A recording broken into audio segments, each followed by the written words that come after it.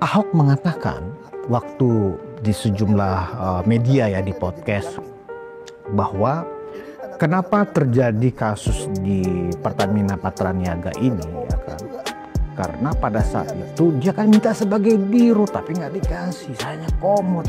Tadi di pidato yang lain ya kan, dia ditawarkan sebenarnya jadi dirut tapi dia nggak mau.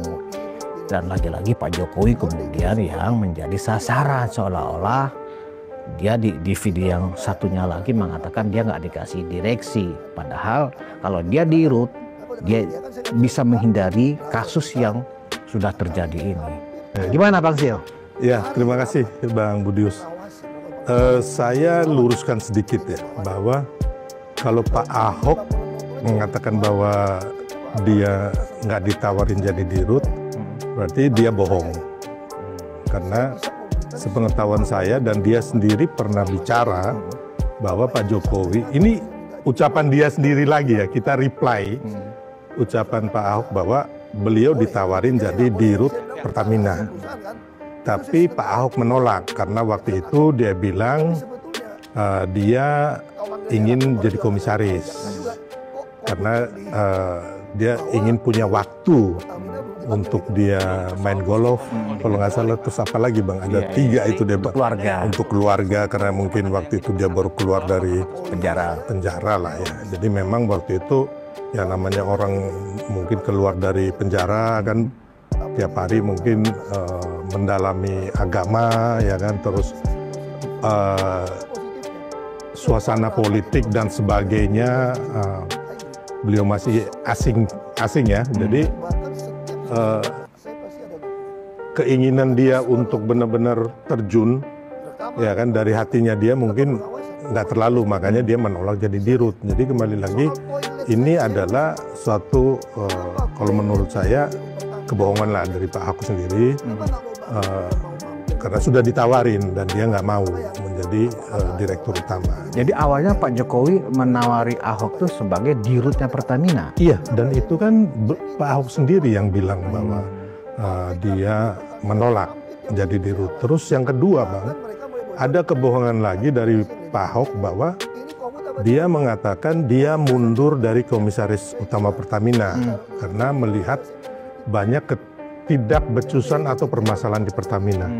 Nah ini saya garis bawahi lagi. Bohong lagi itu. Pak Ahok itu tidak benar keluar dari Pertamina karena carut-marut di Pertamina. Tapi Pak Ahok ingin menjadi tim sukses dari Ganjar Pranowo. Jadi antara kebukarnya kasus korupsi di Patraniaga ini Bang, dengan apa yang dibicarakan Ahok ini berbeda. Saya melihat waktu ada podcastnya, saya lihat di Pak Ahok sama SCTV dan di Mata Najwa atau apa ya? Yang di SCTV itu saya lihat bahwa Pak Ahok sendiri tidak mengetahui sebenarnya permasalahan korupsi ini di mana Bang. Jadi dia hanya mempermasalahkan. Benar kalau dia menganjurkan di rapat-rapat ada bukti dokumen bahwa pengadaan barang jasa di Pertamina ini harus melalui e-katalog LPSE. Saya setuju dan itu bagus. Gitu loh Bang.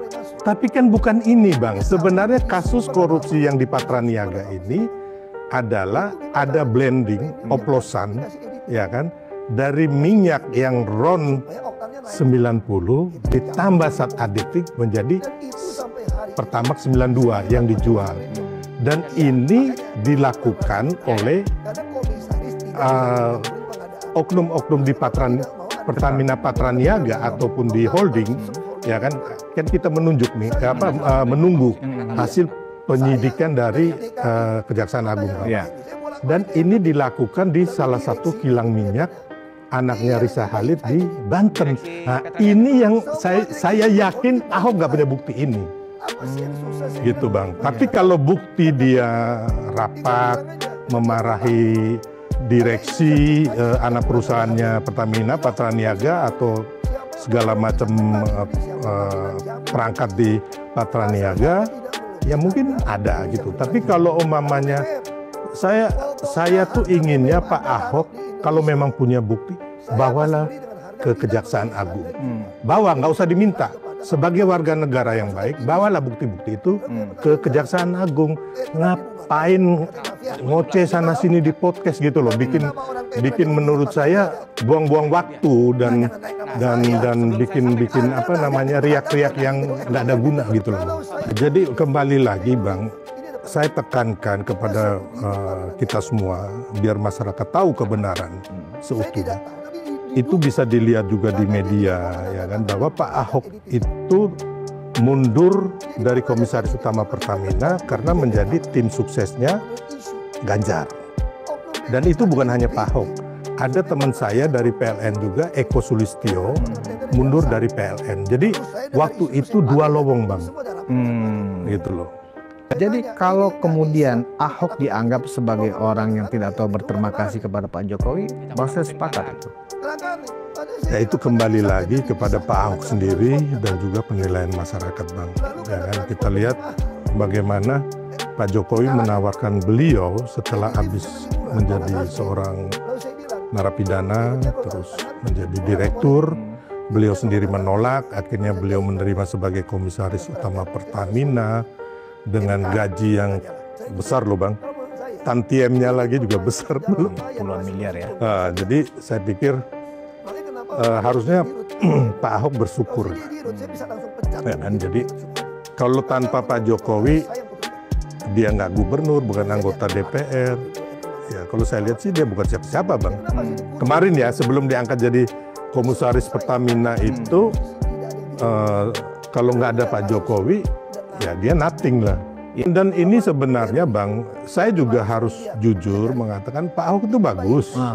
Ya kita harus nggak melihat dari sisi buruk atau baiknya saja gitu, sisi buruknya saja.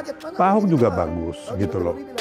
Hanya yang saya lihat bahwa Pak Ahok ini nggak bersyukur atau kurang bersyukur Bang. Ya. Kurang bersyukur. Nah itu saja. Tapi kalau yang lain-lain dengan kinerja, dia bagus, dia juga pintar, ya kan, dia juga cepat mengeksekusi satu kebijakan, positif lah intinya. Hanya ya namanya manusia, ada kurang ada lebih Bang, ya kan. Jadi kembali lagi, kalau saya melihat bahwa tanpa Pak Jokowi kemarin setelah Pak Ahok keluar dari penjara, nah itu intinya bahwa dia menurut saya kurang bersyukur.